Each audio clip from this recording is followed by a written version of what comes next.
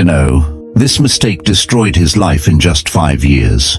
Not because he was lazy, not because he was unlucky, not because the system was unfair, but because of what he kept buying. Benjamin Graham once warned that most people don't fail financially because they make bad investments.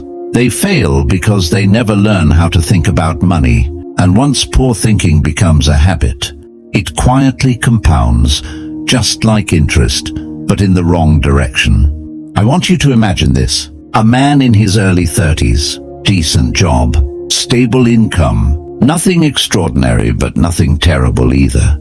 5 years later, he's drowning in debt, stressed, exhausted, and confused about how life went so wrong when he did everything right. Same income, same effort, very different outcome. The difference wasn't luck. It wasn't intelligence.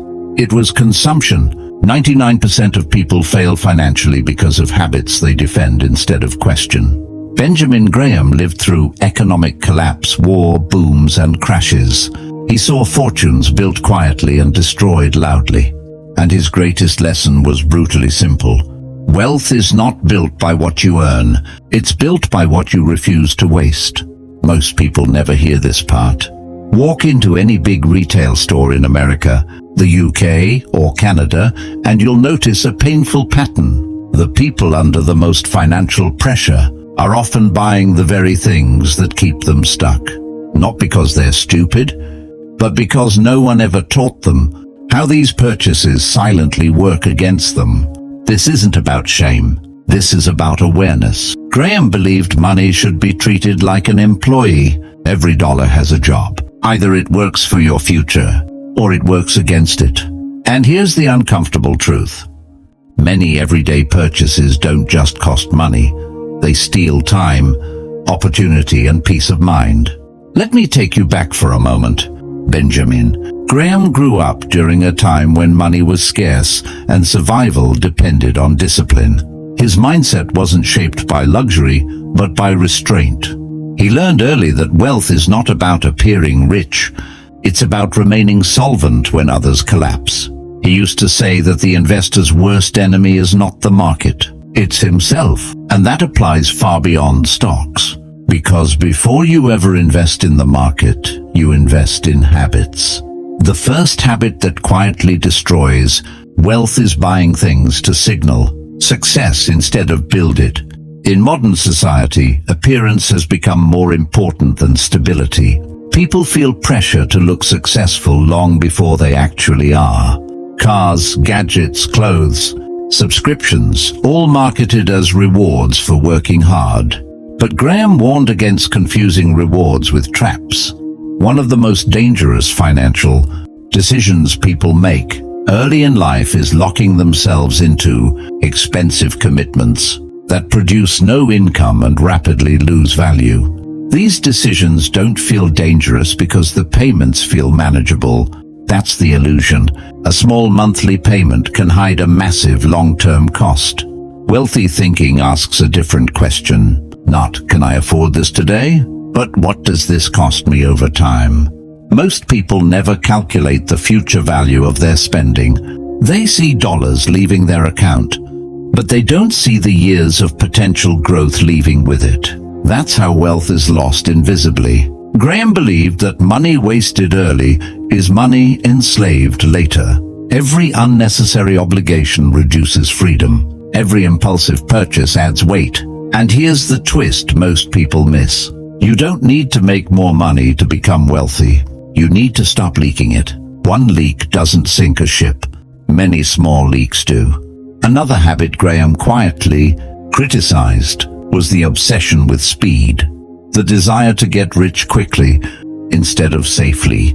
This mindset pushes people toward financial shortcuts, fantasies, and probability-based hope instead of disciplined planning. Any system built on hope instead of math eventually collapses. People spend money chasing outcomes they statistically will never reach. Not because they don't understand the odds, but because the dream feels better than the discipline. But hope is not a strategy, and luck is not a plan.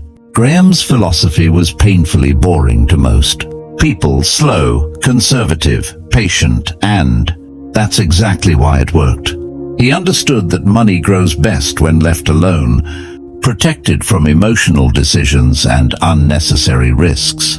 That same principle applies to spending. If a purchase does not improve your long-term stability, earning power, or peace of mind, it deserves scrutiny. Yet modern culture rewards spending, not restraint. Advertisements don't ask if something improves your future. They ask if it makes you feel good right now. And that's the real enemy. Instant gratification trains the brain to sacrifice tomorrow for today. Do that long enough, and no income will ever be enough. Graham warned that people who constantly upgrade their lifestyle without upgrading their assets are building financial quicksand. They move, but they sink. Another silent destroyer of wealth is paying extra to avoid discomfort. Convenience has become one of the most expensive addictions in modern life. People pay premiums to save minutes, effort, or mild inconvenience, without realizing those premiums compound. Small conveniences repeated daily become massive financial drains over decades. The tragedy is that these costs are invisible. No single purchase feels harmful, but together they quietly steal freedom. Graham believed discipline was the true currency of wealth, not motivation, not excitement, discipline. And discipline often looks like saying no when everyone else says yes. It looks like waiting while others rush. It looks boring while others chase excitement. It looks uncomfortable while others seek ease. But it works. He also believed that financial security begins with margin of safety, not just in investing, but in life.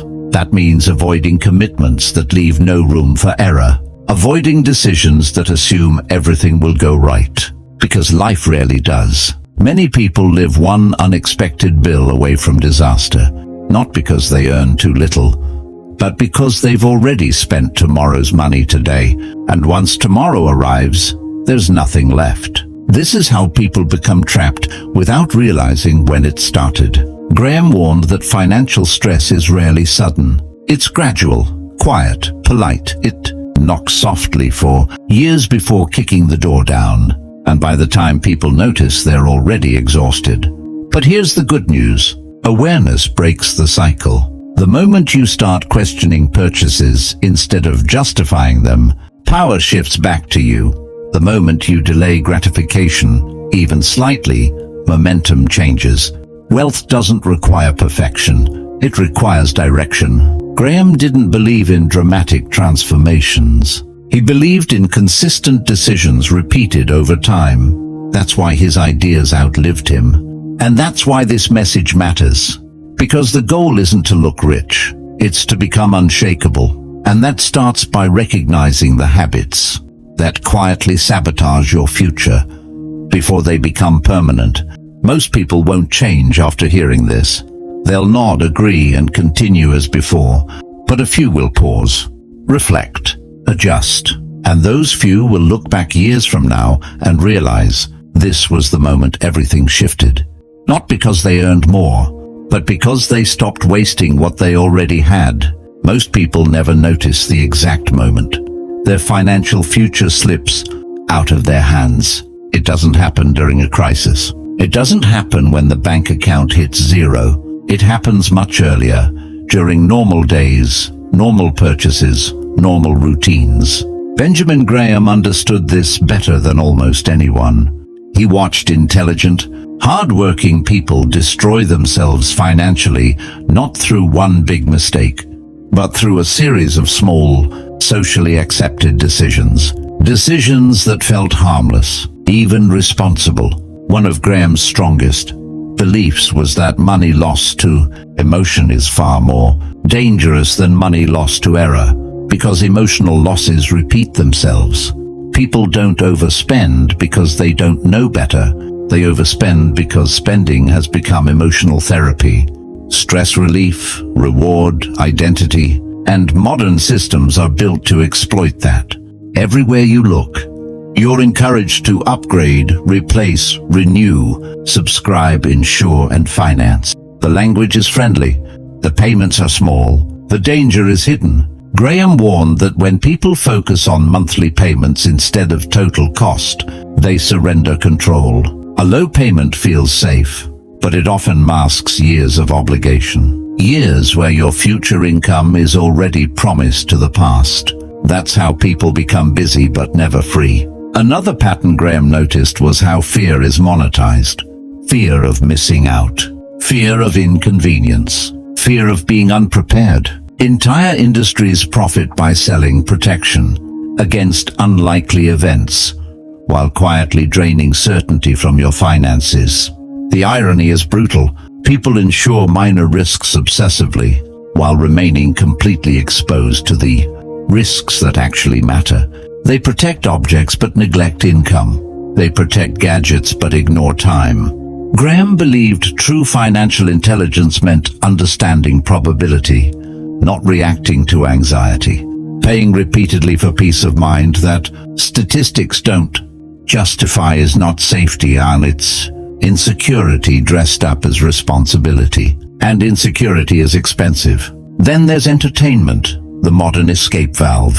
After long workdays, stressful commutes, and endless responsibilities, people feel entitled to distraction. And they are. Rest matters. Enjoyment matters. But Graham would ask a harder question. At what cost? When entertainment becomes automatic instead of intentional, it turns into another silent leak. People commit to recurring expenses they no longer even notice. The money leaves quietly. The habit stays permanently. Recurring costs are dangerous because they don't trigger pain. They fade into the background. And anything that fades into the background stops being questioned. Graham warned that unexamined expenses slowly take ownership of your future. Not dramatically, politely.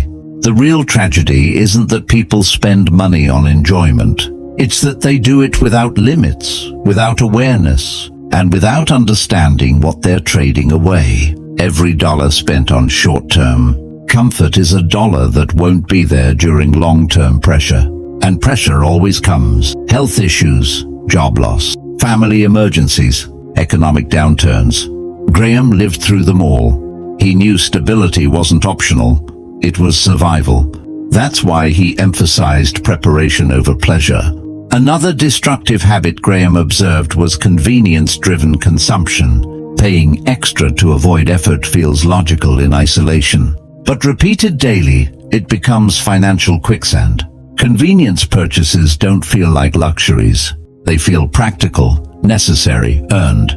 But Graham believed that when people outsource effort with money too early in life, they weaken their financial foundation. They trade resilience for ease. Resilient people can adapt. Indebted people panic, and panic leads to bad decisions. This is where the cycle tightens. When money feels tight, people look for relief. Quick relief. That relief usually comes in the form of spending that feels hopeful, comforting, or distracting, which then makes money even tighter. That loop repeats until exhaustion sets in. Graham called this financial fatigue, the state where people stop thinking clearly about money because they're emotionally drained by it. Once someone reaches that point, discipline feels impossible. Every decision feels heavy. Every choice feels unfair. And that's when people give up. But Graham never believed people were doomed. He believed they were untrained. He taught that financial recovery doesn't start with earning more. It starts with reclaiming control, with creating space, margin, breathing room. And that space only comes from one place: reducing unnecessary outflow. Not dramatically, not painfully, but deliberately. Graham believed small, controlled sacrifices early prevent massive, forced sacrifices later. The problem is that society celebrates spending and mocks restraint. Saying no looks like weakness. Delaying gratification looks like failure. Living below your means looks like falling behind. But Graham understood a secret most never learn. Those who look behind are often quietly pulling ahead. True wealth rarely announces itself. It builds silently while others perform. That's why Graham respected boring decisions, repetition, simplicity, predictability. He didn't want excitement from money. He wanted reliability. And reliability creates confidence. Confidence allows patience. Patience allows compounding. Compounding creates freedom. This applies to investing and to life. Every unnecessary expense you remove strengthens your position. Every obligation you avoid increases flexibility. Every dollar saved buys time. Time to think. Time to choose. Time to wait. And waiting is powerful. Graham taught that the ability to wait without discomfort separates those who build wealth from those who chase it. Because markets reward patience, and life does too. Most people think discipline means suffering. Graham saw it differently. Discipline meant alignment. Making today serve tomorrow. When spending aligns with long-term goals, guilt disappears. Stress decreases. Decisions simplify. Money stops being emotional and starts being functional. That's when progress accelerates. Graham also warned against comparing financial lives. Comparison distorts reality. You see outcomes without context, appearances without balance sheets. Most people don't know what others owe. They only see what others own. And ownership without margin is fragile. Graham believed the strongest position is the one that survives worst-case scenarios, not best-case fantasies. That mindset protects you when markets crash, jobs disappear, and plans fail. And they will. The people who survive aren't the ones who earned the most. They're the ones who prepared quietly. This is why Graham insisted that financial success is less about brilliance and more about behavior. Bad behavior repeated will destroy any income. Good behavior repeated will eventually overcome almost any starting point.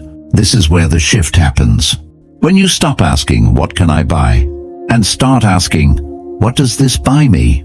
Does it buy freedom? Does it buy stability? Does it buy future income? Or does it buy a temporary feeling that fades while the cost remains? That question alone changes everything. Most people never ask it. The few who do begin to separate. Not overnight, but permanently.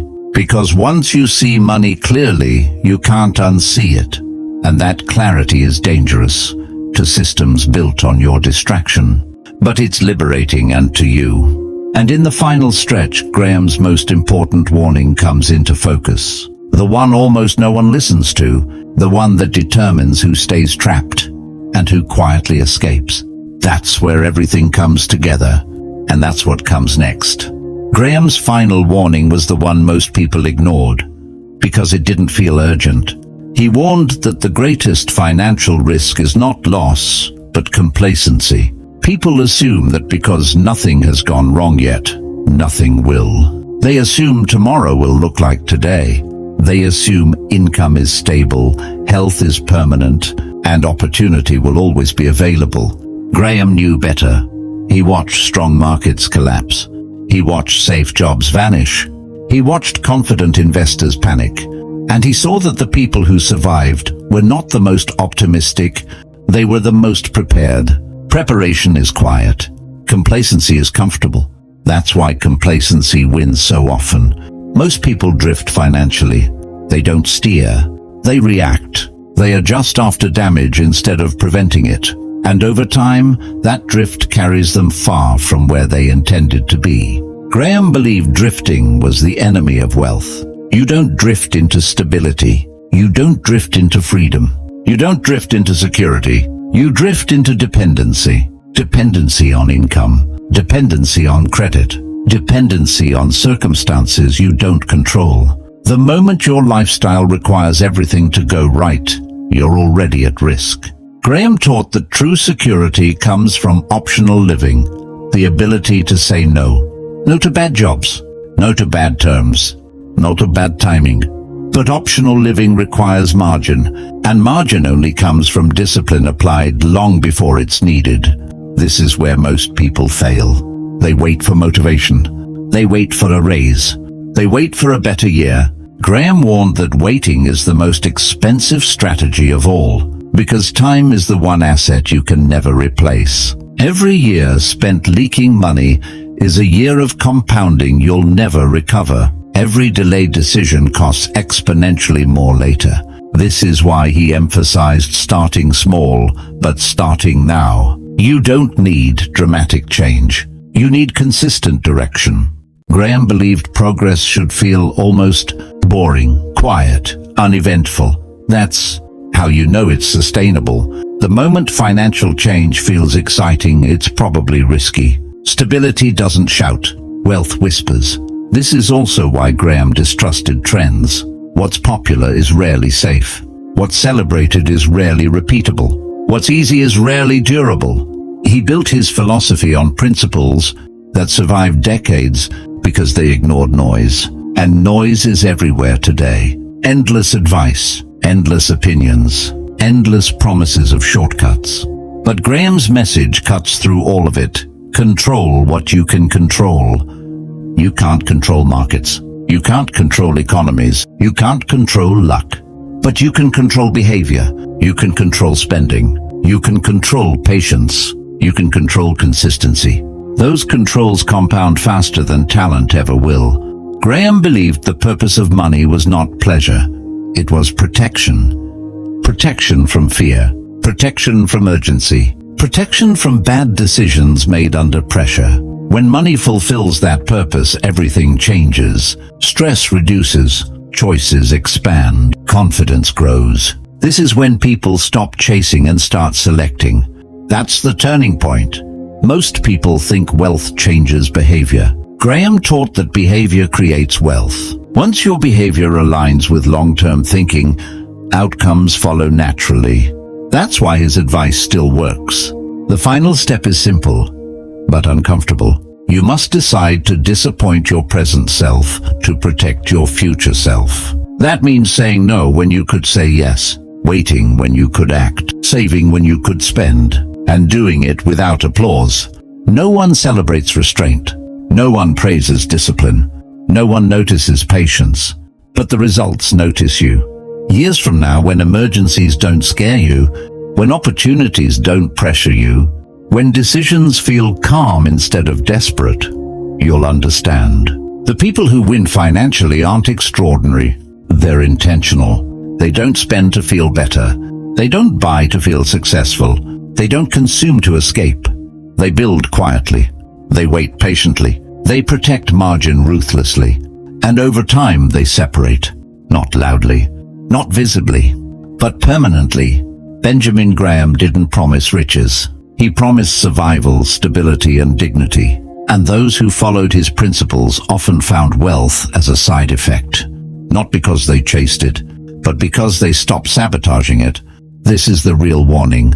If you continue buying what feels good today, you will eventually lose control tomorrow. If you delay gratification now, you gain authority later. Every dollar is a vote. Every habit is a direction. Every decision is a future. Choose carefully, because in the end, money doesn't change who you are. It reveals it.